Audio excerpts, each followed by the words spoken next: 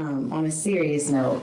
So we've really been able to have great discussions and really great debates where it's not an argument. It's just two strong-headed people giving good perspective. But one of the main things that I've tried to focus on more is father's rights. Personally, I have my own nonprofit, my own foundation where I always catered to mothers and their children. And it wasn't until I met you, until you really gave me a lot of insight on fathers and their rights and what they're not receiving. So I wanted to kind of get your perspective on what do you feel needs to change in the system so that fathers are as protected as mothers are? Well, number one, I think that the way that fathers are treated by the family court system when they're no longer with the mother of the child is probably one of the most blatantly wrong things in society today. And so, it goes back deep. Of course, there's racism involved in it. And as far as the black community, we already have such a matriarchal kind of community and culture anyway, where women have been sort of the kind of the heads of the households for a few generations in our community. You had, a multitude of sociological issues that happened in the late 70s, 80s, and early 90s that prevented a lot of men from kind of being there for their children. In addition to that, not only that, I just think that men and families and women gender roles have evolved. And I think, years ago, men might not have been as interested in raising children and being around children as we are today. But we're literally in a new generation of black men. And in our culture now, it's not cool to be the duck off from your family. You know what I'm saying? Dudes want to be kicked up on the internet with their kid or kicked up at the baseball game. Men of this generation, we really understand that, our fathers and grandfathers generation did not do the best or they did the best dealing with the situations and the sociological pressures they were dealing with then. But we're in a whole new generation of black men who, fatherhood is important to us. You know what I'm saying? Let's talk about that. Let's unpack that, because I am a girl that is extremely a daddy's girl. My father went to prison for 12 years. And even during that time, I still understood the relationship of a father. And I realized in my adulthood that missing my father for that amount of time, it created a void. And it helped me understand even now that how I deal with relationships as a whole. And it is very true that back in those days, even when I was growing up, my mother was growing up, my mother's mother growing up, the men were very much providers in a sense where the household was solely taken care of by men. And we are living in an age now where, of course, inflation has happened. The price has gone up in our generation. So it can't just be, the man providing and the woman just, completely being a house mom. And there's houses that can do that. But we are living in a generation too where a lot of men and women are pushing themselves to entrepreneurship.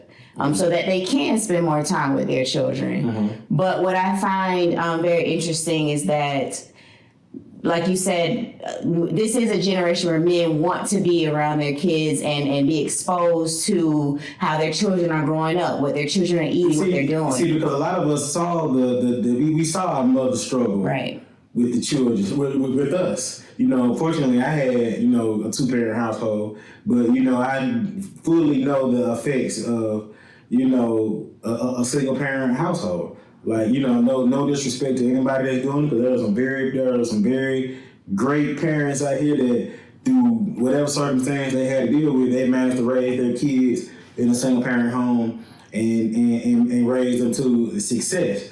But, it takes 2 parents to raise a child. You know what I'm saying? God did not create humans to be raised by a single parent. And I think anybody that's ever had brought a newborn home and for the first time and just feeling that shock of, okay, this is a new life that has to be, we got to take care of this kid. We got to make sure it stays alive and feed it and clothe it and make sure it don't get sick. Feeling like God did not intend for all of that to be on one person. Absolutely not. So God created children, humans, to be raised by a village.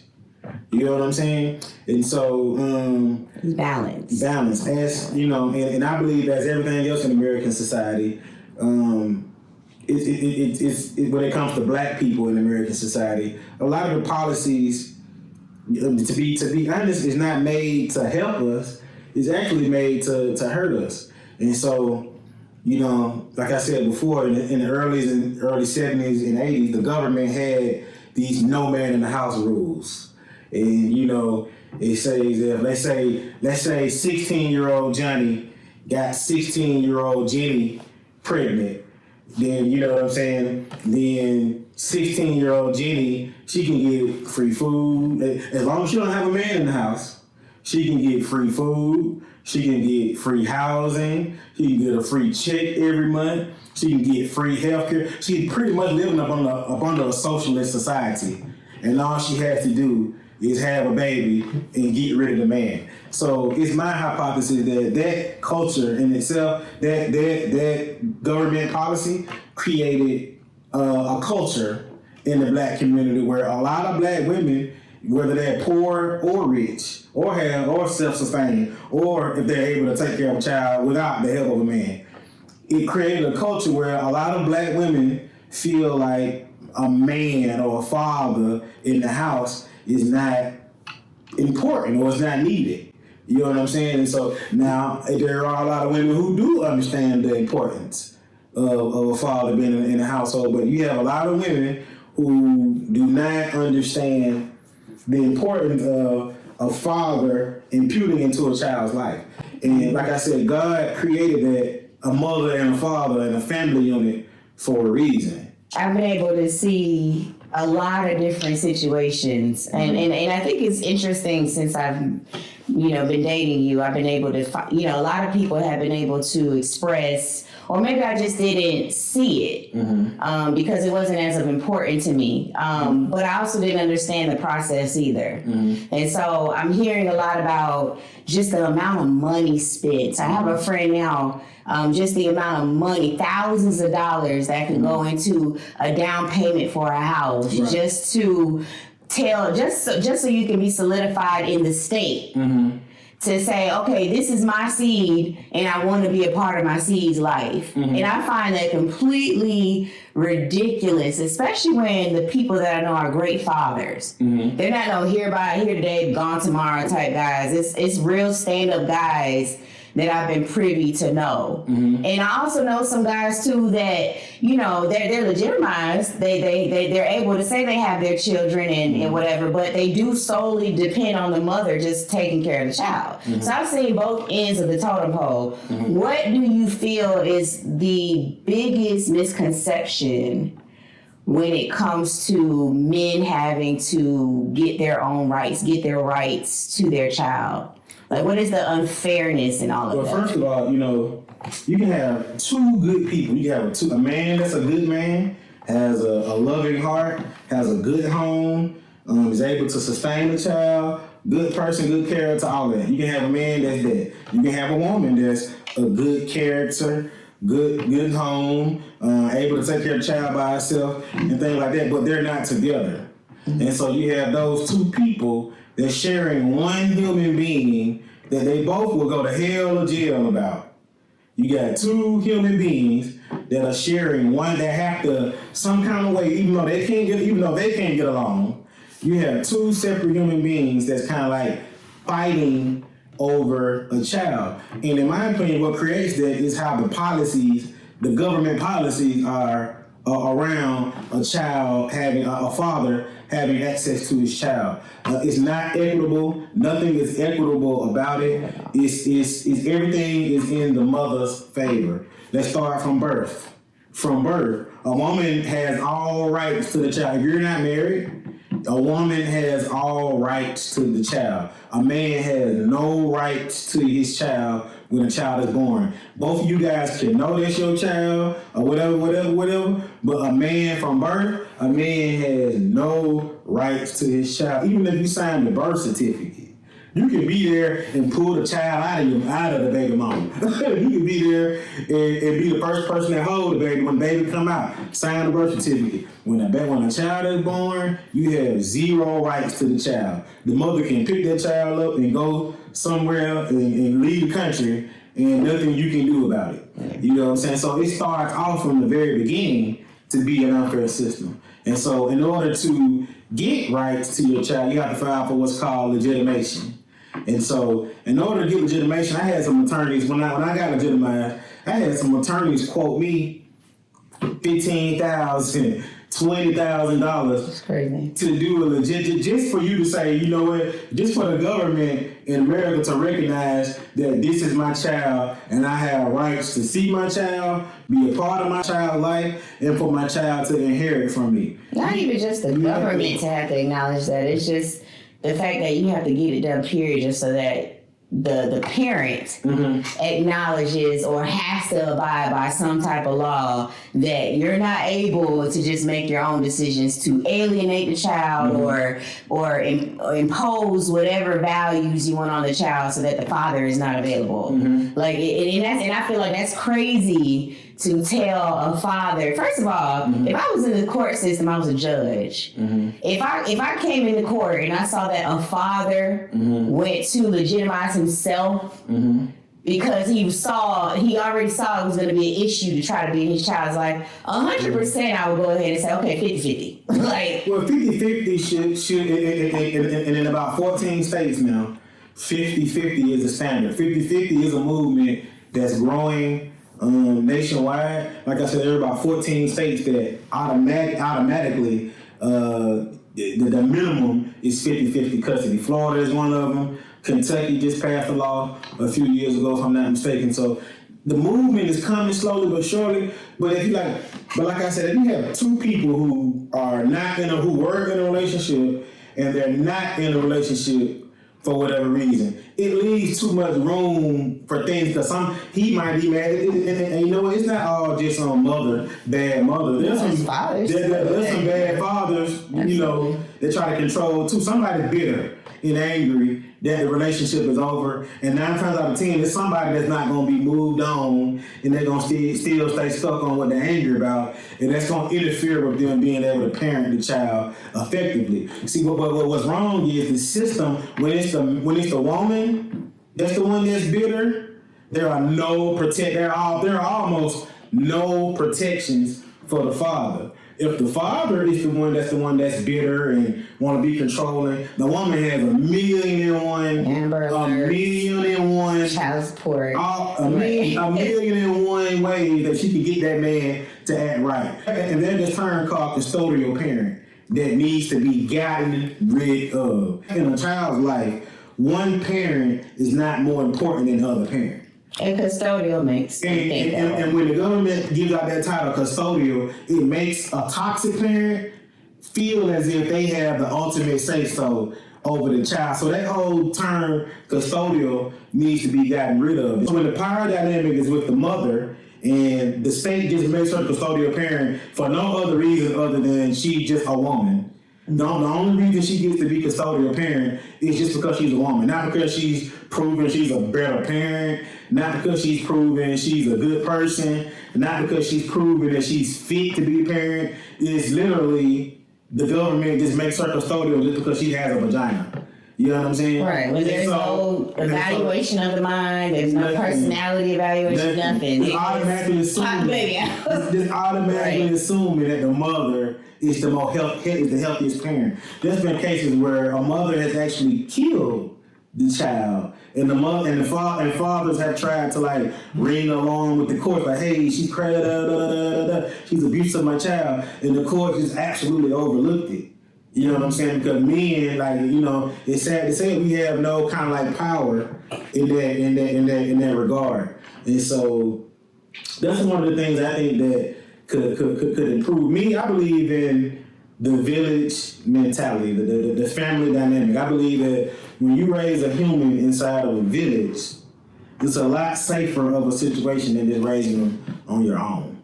It don't matter if it's a single father or a single mother. Your child needs a village cultivated around them. And the family is just the child's first village. And so in order for you to strengthen the child, you have to strengthen the family. And the family includes the mother and the father. Unfortunately, we have to also acknowledge the fact that the people that, come about with bringing a child, bringing life into the world. And even though your mentality is a village raises a child, you had aunts that, wanted you as their children, and, you have family members that probably didn't have children. I grew up in a very village atmosphere. I had an aunt that didn't have children. So she did, help cultivate how we were raised. Right. And my mother, it took my mother to say, you know what, my children deserve to have the best. And so let me allow them to be loved on by other people. But fortunately for my mother, she was loved on by others too. She grew up in a family, a village relationship as well. So I think when you made that statement, what resonated with me is that you have to, when children are brought in the world, it needs to be a like-minded relationship. Absolutely. On how a child is going to be raised. And unfortunately, we do have a lot of mothers and fathers that want to be just single mothers and single fathers because they don't like how the other counterpart is going to raise the child. Right. Or they don't respect it, or they don't appreciate it. And so I think what you said there as far as a village raising a child, I feel like that is a great opportunity for a child to be not only just spoiled, but it also gives your child other ways to think. And unfortunately, there are people out here that just don't want their children to think any other way except for how they want them to think. Like you said, unfortunately, in all the 14 states right now, if, and I hate to use an example, but I have to use the example of women. If the mother is unhappy and she decides to be toxic, she can, in every state, she can go years with not letting the child see the father, even if the father is legitimized and has rights. She can go months, years with not letting the child spend time with the father. I understand it's hard to have to be stuck, feel like you're stuck with somebody that you have a baby with. I of all people, I understand that. But at some point, you have to get over the fact that, your child has a mother, no matter who you lay down with. I hear women tell other women all the time, you have to be responsible with your vagina. You have to be responsible with your vagina. If you're not responsible with your vagina, then you're going to have to accept that you might be stuck with a baby daddy or somebody who you don't want to be stuck with. Because, but I'm just saying about women. It needs to be men as well. Men can make 9 babies in 1 month. Right. A woman can only carry 1, or if they get pregnant with 2, 3, maybe 4, they don't get pregnant every month. We're talking about people. So what we need to do, what you need to focus that conversation on, is that it needs to be 2 responsible adults that understand each other before just bringing and also God didn't create human beings just to start birthing babies. Right. It needs to be somewhat of a connection, a marriage or something to say, I want to raise this child in the way that we both see fit. Well, the time that we live in now, marriage is on the decline, divorce is on the rise, and so let's keep it real. The majority of people are not having babies encapsulated in a marriage. Absolutely. The majority of people in this day, the majority of people in this age are not having children inside of a marriage, and that's black people. That's throughout all cultures, black, white. That's the new trend. As women start to get more power and start to get more, you know what I'm saying, but be productive and be able to make as much as a man can make. Right now we have a female vice president. We almost had a female president. So women can reach the heights of business, money, and production that a man can do. And so as that increases, more women are opting not to get married. More, because marriage to a woman no more is not a means of survival. I think for a lot of years, in prior generation, marriage was literally a means to a woman's survival. Like she had to marry Rufus because Rufus was going to get money and she couldn't get money the same way Rufus got money. So they had to figure out, she had to go align herself with Rufus so Rufus can take care of her or whatever. But now a woman does not have to do that. I do agree. Especially black women. Black women right now are the most sought after group, the most educated group in America, the most the fastest growing wealth in America is black women. So black women are booming right now. So a booming black woman right now, she don't necessarily need a man financially to raise a child, but you do need a man emotionally and mentally and spiritually to raise your man. And to go against that, there are still men out here who don't need a mother to raise the child. So it's the same thing. There are men who are positive, who got something to impute to their child, who got something to give to their child. They don't need you just as much as you don't need them. So who is it to say that you the one that get the ultimate power over the child and he got to spend $50,000, $60,000, $70,000 over 10 years trying to get you to act right?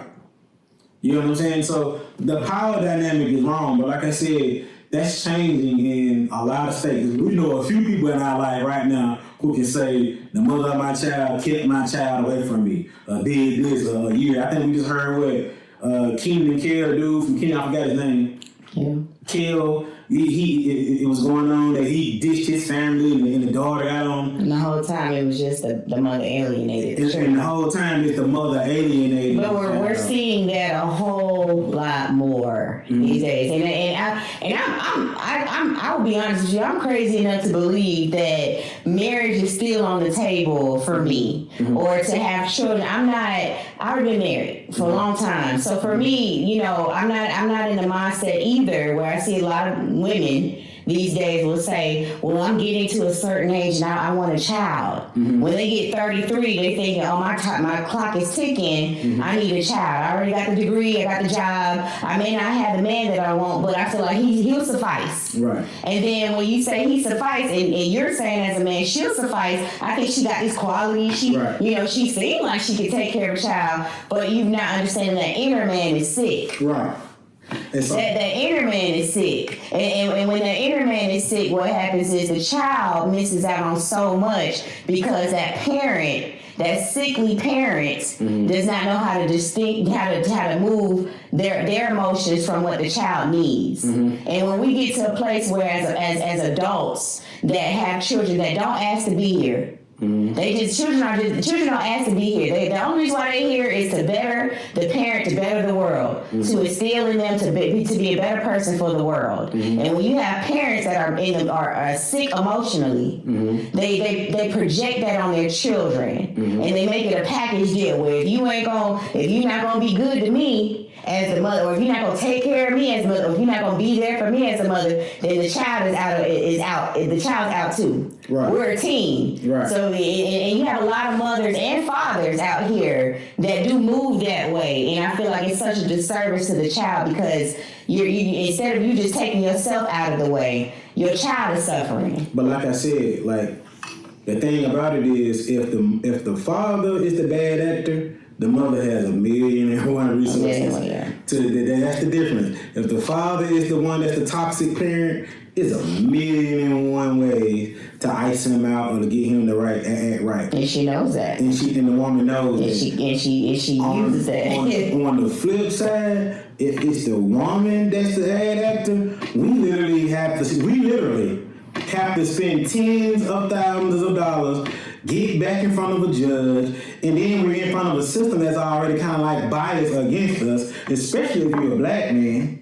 And so the system is already slanted towards the woman's favor. And so what men end up doing is spending $20,000, $30,000, $40,000, $50,000 in legal fees, just trying to make sure that their relationship with their child is not interfered with. And the sad thing about that is, what if you're a man who can't afford that? What if you're a man who all you can afford to do is pay your mortgage, pay your rent, pay for your child? You don't have an extra $5,000, $10,000 laying around every time the mother of your child want to run off with the child and not let you see the child. And one of the most blatantly unfair things is a mother, which they give the title custodial parent to, can run off with the child, and there's nothing that a man can do legally except file for contempt. Okay, so you file for contempt. It takes 4 months to get a court date. It takes 4 whole months to get a court date. And so nothing can happen until so the mother of your child can keep your child away for 4 or 5, sometimes 6 months before you can get in front of a judge. But let them even if the man has rights to his child, if a man was to pick up a child on a day that wasn't his, he has 3 days and the Amber Alert is going out. So why when a father take his kid away from the mother, we all get Amber Alerts? But if a mother takes the child from the father, it's nothing. And even when you get to court, women a lot of times get a slap on the wrist for withholding the child. So a lot of women know that's something they can get away with, and so they do it. And the only person that get hurt is the child. But a lot of these parents or mothers are so fixated on their own emotions that they don't even really care that the child is missing their father. The child doesn't have their father. And so that's why we need systemic changes nationwide with how we deal with parenting in this country. We have to come to the we have to come to the realization that most people are not having children encapsulated in a marriage anymore, and that goes for low-income people, uneducated people, educated people, and high-income people are not having babies inside of marriage anymore. And so our laws and our policies have to reflect that. I agree. I think there's also, it takes a lot to raise a child. Right. And I don't believe in one person raising a child, but you do have some instances like how I was raised where, your father is gone and the mother does have to step up and handle the entire household. And that's stressful. But what I do appreciate more than anything with my mother was that she never bashed my father. She never talked down on him. She never, she wanted us to understand the relationship with the father is important because she was a daddy's girl. And so I think that there is such thing as they say bum fathers all the time. They say, fathers are always the bums. But there's a lot of bum mothers out here, not because of how they treat the child as far as, giving them a hug or buying them things. But when you purposely neglect a child's emotions to their other parent that is a parent that wants to be involved, that's a bum mother too. That's the most that's an abusive and bum type of mother. It's a bum mother. So I think that I think that sometimes we need to stop always thinking that it's a father's fault. Right. Because that was my perception too. I'll be very honest. Whenever men say most men, my baby mom crazy, everybody crazy, or the woman would say my baby dad crazy, everybody crazy. And what I'm learning too is assess everything at this point in my life, and I will say mine have been very open to not just catering to mothers and children, because there are a lot of mothers out there that don't have fathers as active as I've seen you be in your child's life. But there are a lot of men that I do know are very active, and they're blessed enough to be able to pay for, which I think is so unfair, to pay for all these legal fees. And what I find crazy even more, and we'll wrap it up, is that even when you're online or you call, a certain, counties and say, how can I get this paperwork for this? And they'll blatantly tell you, well, that's not online. You will have to see a lawyer. Right. You have to see a lawyer just to get a specific paperwork just to hold somebody accountable. Right. And a lot of parents don't like accountability they don't like to be told what they have to do for the sake of the child. They're especially custodial. Custodial means I am the end all be all, and whatever I say goes, and that's not the way life should be for the child. If women had to pay, if women had to pay $10,000, that's right. If women had to pay $10,000 just to be able to have a relationship with their child, it'd be a nationwide riot. Very much so. It'd be all kind of women groups coming out saying it's unfair to women that we have to. This is our child. But why do we make it so a man has to do that. It's a total double standard. And I get that we're in a society where women have not been treated well in a lot of instances in our society, just like black people have not been treated well. I understand that part, but this system is the only system where I can say men are the oppressed.